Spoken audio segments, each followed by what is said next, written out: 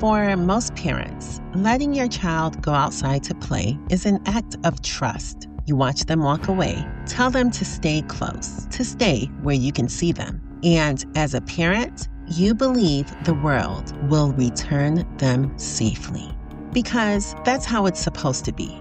Kids play, parents wait, everyone comes home. But buried beneath that ordinary moment is a fear no parent ever says out loud. The quiet, what if? What if the world isn't as safe as you thought? What if the moment you look away is the moment everything changes? Friends, tonight's story begins inside that trust, inside that innocence, and inside a moment no family could ever prepare for. In 1996, the disappearance of John Benet Ramsey made national news and headlines. But 2 years prior, on the evening of May 23rd, 1994, another family mourned their missing daughter. Friends, join me as we discuss the story of Kaylee Ann Poulton. Kaylee Ann Poulton was born to Judy Gifford and David Poulton in September of 1989. Her parents separated in 1992, in which Kaylee lived with her mother full-time after the separation. The afternoon of May 23rd, 1994, was a beautiful, warm spring day in western New York. Kids were playing outside and having fun as the sunshine beat on their skin late into the evening. And at 6:45 that evening, Kaylee begged her mom to let her ride her pink and white big wheel outside. After all, it was still daylight. Judy, Kaylee's mom, noticed that there were other neighborhood children playing nearby. So she agreed, but on one condition. Kaylee was to stay right in front of their home. Judy watched her only child with her infectious laugh, her long blonde hair, and her dimples that flashed as Kaylee pedaled up and down the sidewalk at the Gleason Estates apartment complex in East Rochester. Judy turned her back for a moment, and when she turned back around, Kaylee was gone. Of course, panic immediately set in. No one wants to actually believe that their kid is missing, right? Judy is probably like, okay, maybe she just rode her bike a little further because I happened to turn my back on her. Judy stepped outside, looked up and down the sidewalk, and there was no Kaylee, and there was no pink and white big wheel. She panics and she's calling out to her daughter, Kaylee, Kaylee, again and again. But the sidewalk was silent. Kaylee Ann Poulton was no longer in sight. Tears filled Judy's eyes almost instantly. Before logic could catch up, instinct took over, and she knew something was wrong. Judy continued screaming Kaylee's name through the apartment complex, her voice growing louder, more desperate with every call. Neighbors joined in, searching frantically for any sign of this little girl or her pink and white big wheel. About 20 minutes into the search, Judy spotted her neighbor, Mark Christie, a 25-year-old who had just moved into the complex just 6 weeks earlier with his girlfriend and their 18-month-old baby. Mark was carrying his baby toward the playground when Judy noticed something small, but unsettling. His high-top sneakers were untied.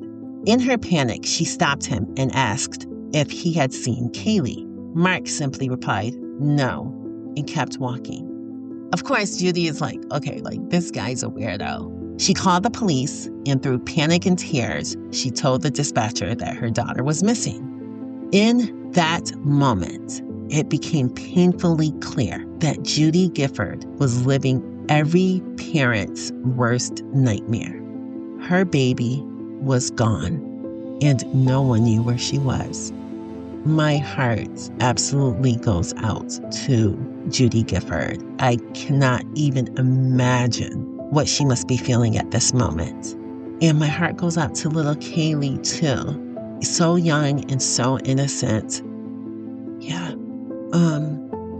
friends, before you wonder why she let her 4-year-old out to play by herself, you have to remember it was a different time back then. And honestly, she lived in a neighborhood that everybody called safe. Granted, as true crime listeners or true crime people, we know that no neighborhood is ever safe enough from crimes, right? Because how many cases have you heard where they're like, oh, nothing like this ever happens in my neighborhood until it happens in your neighborhood, right? Like, just don't trust anyone or anything. Like, that's my whole thing. Don't trust anyone. But back then, it was a different time, and little kids would go outside to play, especially if other kids were playing, you know? So please don't blame Judy for this crime. She's already dealing with enough with the fact that her baby girl is missing. First responders flooded the complex. You had firefighters, police, a search dog. They combed the grounds, went door to door, and searched late into the night. They found nothing. The next day, 2 detectives from the Monroe County Sheriff's Office arrived at Judy's door and asked who she thought they should consider as a potential suspect. Judy couldn't think of anyone. Then the investigator asked if anyone had recently moved into the apartment complex who had shown an open affection for Kaylee. Judy responds, "There's this guy named Mark who just moved in about 6 weeks ago. He gives me the creeps." She goes on to share how she and Kaylee had first met Mark and his 18-month-old baby at the apartment complex playground several weeks before. She said on 2 or 3 different occasions, Mark had complimented Judy on how beautiful Kaylee was. During one of those encounters, Mark asked Judy if she thought Kaylee would tell her if someone tried to touch her in an inappropriate way. Oh my God, like who even comes up with questions like that? Honestly, right there and then, a light bulb should have sparked in Judy's brain, and she should have been like, listen, my daughter is never leaving my sight because we have a friggin' creepy pedo living in our neighborhood. Like, what a weirdo. So, of course, Judy answers yes, but she felt very unsettled by that odd question, which, yeah, that's a normal feeling. Like, what a weirdo. And soon after the conversation with Judy Gifford, the investigators then went to speak with Mark. Mark, of course, is denying everything, and there's nothing in his apartment, in the view, that would let the police suspect that he actually had something to do with it, except for their gut feeling. They knew that he was guilty. They just didn't have any evidence to prove that he was guilty. Kaylee Ann Poulton's disappearance sparked a nationwide search. But despite the urgency, no trace of her was found. Judy refused to give up hope, and she did everything she could to keep Kaylee's name alive. She ended up quitting her part-time job. She devoted every hour to searching, and she pushed relentlessly to keep her daughter's disappearance in the public eye. Day after day, Judy searched for answers, but none ever came until 27 months later. Yes, friends, after more than 2 years of unanswered questions, a single tip changed everything. And it led police back to a familiar name. The same 25-year-old man with the untied high-top sneakers, and the same man who asked Judy if her daughter would tell her if someone touched her inappropriately, and the same man who quickly said no to not seeing Kaylee, Mark Christie. So what happened, right? How did the police suddenly get a tip that Mark Christie was the kidnapper and killer of Kaylee Ann Poulton after 2 years have gone by? Well, on August 9th, 1996, the police received the phone call from Lacey Ann Newton, who had only been married to Mark for 3 weeks. And she tells the police that Mark blurted this information out as a desperate attempt to gain sympathy from his new wife, who had decided to leave him due to his strange behavior. Mark and his new wife, Lacey Ann Newton, had an argument, And during this argument, he let it slip that he killed Kaylee. Yeah, I don't know how one would just let it slip that you murdered someone, especially like an innocent baby. Like, what kind of argument are you having where it's like, and you know what? This is what I did. Like, I don't get it. But thank goodness that he did let it slip. And thank goodness that his wife was like, you know what? This dude is friggin' crazy. I'm going to the police. So he's like, yeah, I did this to this little girl. Please feel bad for me because I've been like quietly suffering and dealing with this for a little over 2 years. Like, what a freaking psycho. His wife immediately leaves with their son and drives to her father's house. And it was there that she promptly called the authorities. Investigative Sergeant Patrick Croft was working alone that day, and after he learned that Mark might still be at his residence at another apartment complex, he immediately drove halfway across Monroe County to speak with him. When Investigator Croft arrived, Mark's mother met him at the front door, and she was pissed. She was like, how dare you question my son? He is innocent. His wife is just spewing lies. I never liked her to begin with. And she's yelling at the investigator. And then when Mark comes to the door, she begins yelling at Mark. She's like, hey, we need to go see an attorney. You are not going with them. You are not, Mark. Like, you're innocent. But Mark was like, listen, Mom, it's over. I have to go. And despite his mother's objections, he agreed to get a cup of coffee with the investigator as long as he promised to drive him to his attorney's office afterward. Mark said, I would tell you everything you want to know after I speak with my attorney. But friends, we all know no attorney is going to be like, oh yeah, like go ahead and incriminate yourself by telling the police what they want to know.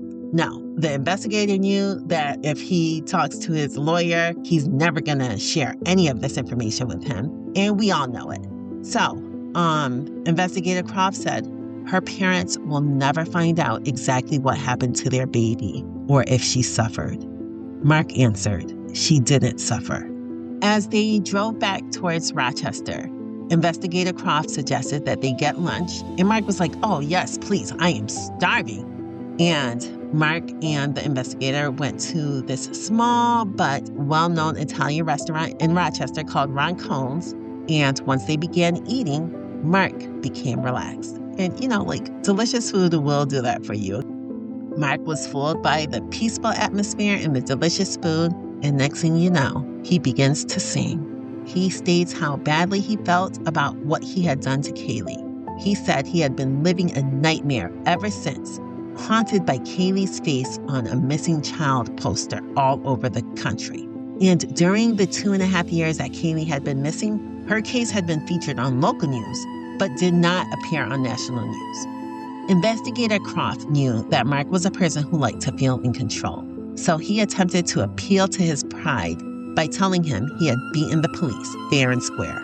Investigator Croft was correct, because after telling him that he had won, Mark opens up and says that he didn't want to sound like he was bragging, but thought the way he eluded the police by getting rid of the big wheel was pretty ingenious. He even asked the investigator if he wanted to know how he pulled it off. So of course, Investigator Croft is like, oh, sure, please. Now, Investigator Croft has a good poker face, because he said during this lunch, he was in absolute shock. And when he looked around the restaurant, he said that everybody would just suspect that these two men, him and Mark, were friends. No one would suspect that they were actually discussing the murder of an innocent child. Mark continued that he would only discuss the big wheel, but he would not talk about what happened to Kaylee. And he shared that the big wheel was in his apartment for 3 days after he killed Kaylee, and the police had missed it when they searched his apartment. He explained how he had cut the big wheel into tiny pieces and hid it in various places. He knew the police would not have legal grounds to search for small items because time was of the essence to locate the missing little girl. Mark knew that the police would attempt to search every apartment without a search warrant.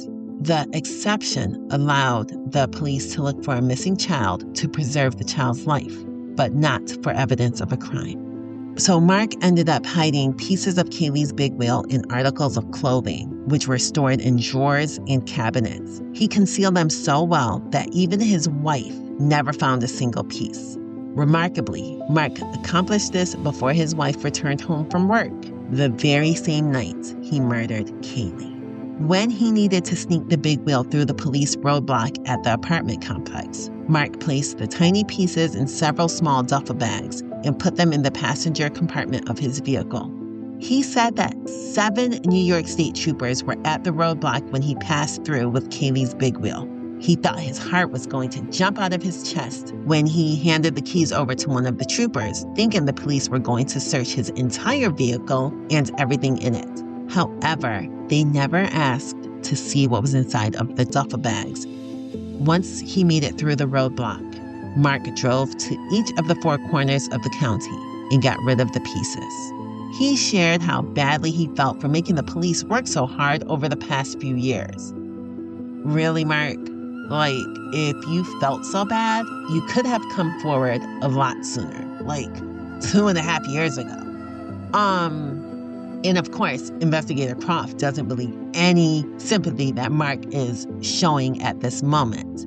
But he continues to play along by thanking him for having the courage to finally come forward and relieve them of this enormous burden. Investigator Croft took this opportunity and asked Mark if he could tell him what he thinks happened with Kaylee. Mark agreed, and Investigator Croft said, "Mark, I believe that Kaylee ended up riding her big wheel up to your apartment, probably hoping to play with your son. You must have been outside and happily invited her inside your apartment. While she was inside, something must have happened that wasn't supposed to happen. So you grabbed your son and ran outside to collect your thoughts and figure out what to do. While you were in the play area with your son, Judy Gifford found you while she was searching for Kaylee. The encounter with Judy provided you with a solid alibi. You returned to your apartment and retrieved Kaylee's body, placing it in some type of bag or suitcase. You then quietly carried her to your car and drove out of the complex with your son at your side before the first sheriff's deputy was even on the scene." Mark looked across the table at Investigator Croft and smiled faintly as they sat in silence for a moment. Mark answered, "You're very close," and that was it.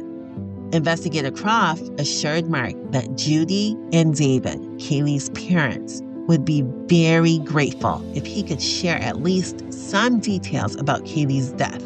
Investigator Croft asked Mark if there was any other person who could provide them with those details, but Mark said no, he was the only one.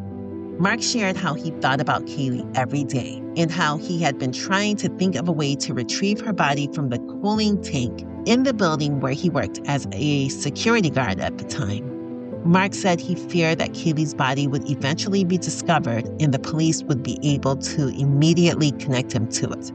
Investigator Croft continued to manipulate Mark by allowing him to think he was in control. He told Mark it was his decision and his alone whether he wanted to tell Investigator Croft what happened. By telling him that he, Investigator Croft, knew that Mark didn't mean to kill Kaylee, and if he didn't tell his side of the story, he would be looked upon as a child-killing monster. Mark then asked how much prison time was he looking at. Truthfully, Investigator Croft said about 25 years to life. This psycho, Mark, cried that it was unfair that he would have to do a life sentence away from his wife and son because he had been living his own nightmare over the past few years. And he felt that that alone should count for something. Mark, what? Like, let's be real, okay? Because you sound like a psycho, which I know you are. But her parents have to suffer every day for the rest of their lives, knowing that if Kaylee never met you, she would be alive today. So, no, you deserve no sympathy from anybody. Once again, though, Investigator Croft was truthful and told Mark that the general public wasn't going to care about him or his suffering, but that ultimately he had to come to terms with himself, his family, and God. Mark then offered to confess how he killed Kaylee, only if Investigator Croft would arrange for him to see his wife and son, which Investigator Croft did. Mark started out by saying that Kaylee did not suffer. He said, "I strangled her, but I didn't do anything to her." Investigator Croft asked, "You mean you didn't have sex with her?" Mark answered, "Yeah."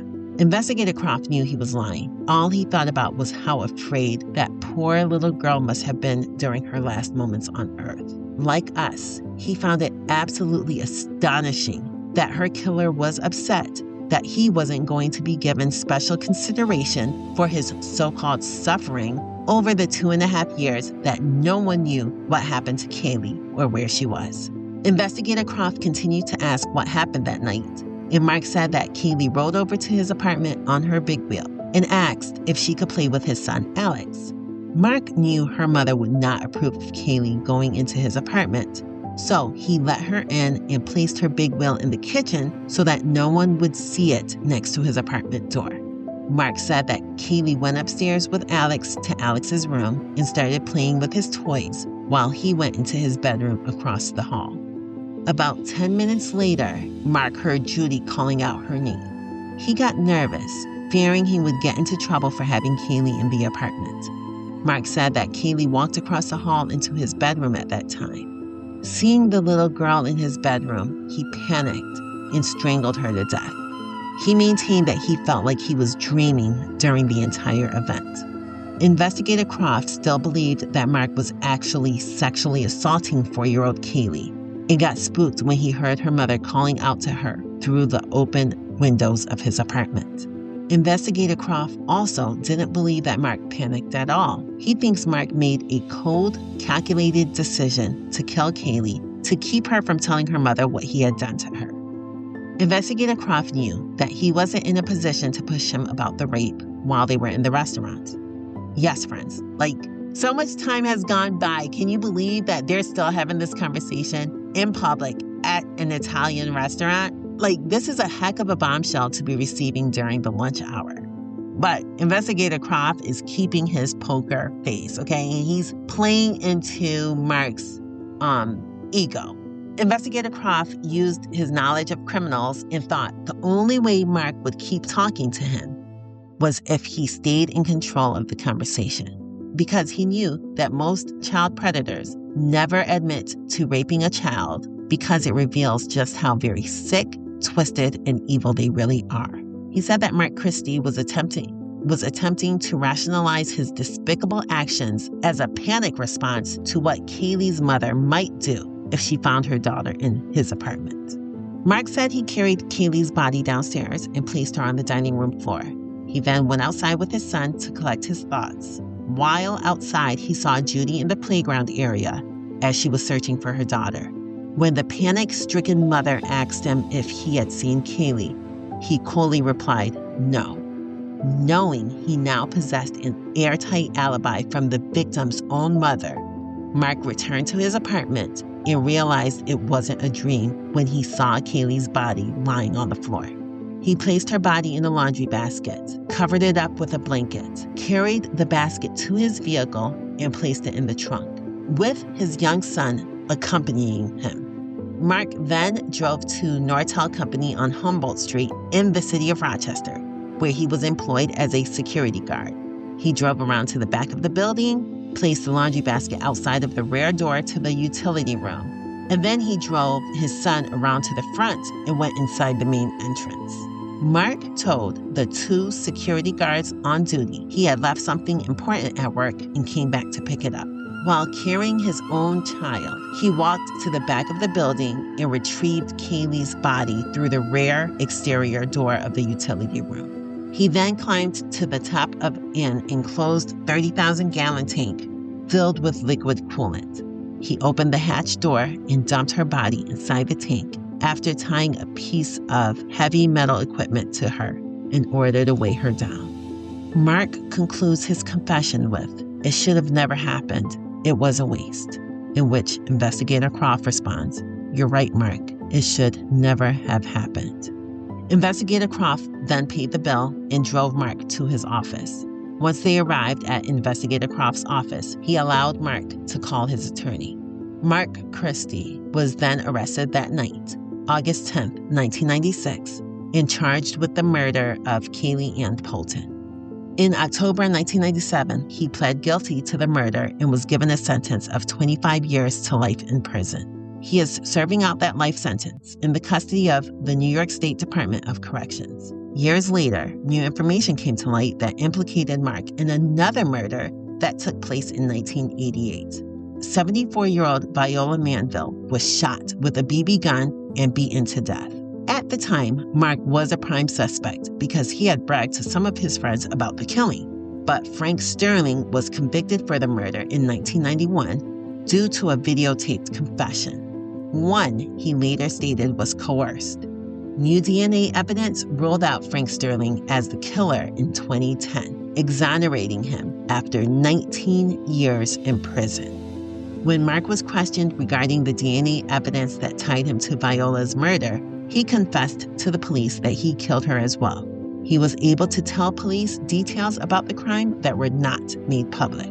In September 2011, Mark pleaded guilty to the murder of Viola Manville. David Poulton, Kaylee's father, pointed out that if Mark would have been arrested for Viola's death earlier, his daughter could have still been alive. Mark Christie, who has been serving 25 years to life in state prison for Kaylee's death, is currently housed in Sing Sing Correctional Facility in Westchester County. He will be eligible for parole in 2041. Friends, let's hope that his parole is denied. Let's remember that Kaylee Ann Poulton was more than a headline in the city of Rochester, New York. She was a daughter, a niece, a cousin, and a granddaughter. Kaylee Ann Poulton was a life that should have had more time. What happened to her is a reminder that violence doesn't always announce itself loudly. Sometimes it hides in familiar places. This has been another episode of Cold-Blooded Serial. I am your host and true crime bestie, Tika. Thank you so much for listening. Please like, share, and subscribe. Stay safe, and I'll talk to you soon. Bye.